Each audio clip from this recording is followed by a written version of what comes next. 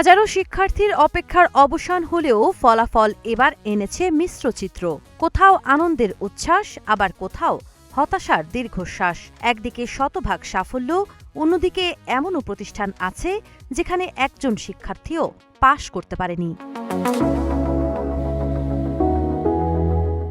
প্রকাশিত ২০২৬ সালের এসএসসি ও সমমান পরীক্ষার ফলাফলে পাশের হার ও জিপিএ-৫ দুই ক্ষেত্রেই শীর্ষে রয়েছে ঢাকা শিক্ষা বোর্ড।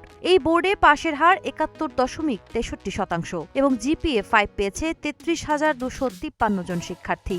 এরপর রয়েছে যশোর, কুমিল্লা ও রাজশাহী শিক্ষা বোর্ড। অন্যদিকে পাশের হারের দিক থেকে সবচেয়ে নিচে রয়েছে ময়মনসিংহ শিক্ষা বোর্ড, যেখানে পাশের হার ৫৭.৩৯%। এবারের ফলাফলে দেশের ৬৬৯টি শিক্ষা প্রতিষ্ঠানের শতভাগ শিক্ষার্থী পাশ করেছে, তবে ৩১২টি প্রতিষ্ঠানের একজন শিক্ষার্থীও পাশ করতে পারেনি। গত বছরের তুলনায় শতভাগ পাশের প্রতিষ্ঠান কমেছে, আর শতভাগ ফেল করা প্রতিষ্ঠানের সংখ্যা উল্লেখযোগ্যভাবে বেড়েছে।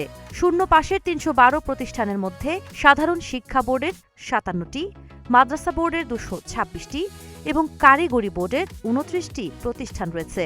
এদিকে ঢাকা শিক্ষা বোর্ডের চেয়ারম্যান জানিয়েছেন, একাদশ শ্রেণীতে ভর্তি, এসএসসি ও সমমানের ফলাফল এবং শিক্ষার্থীদের পছন্দক্রমের ভিত্তিতেই সম্পন্ন হবে।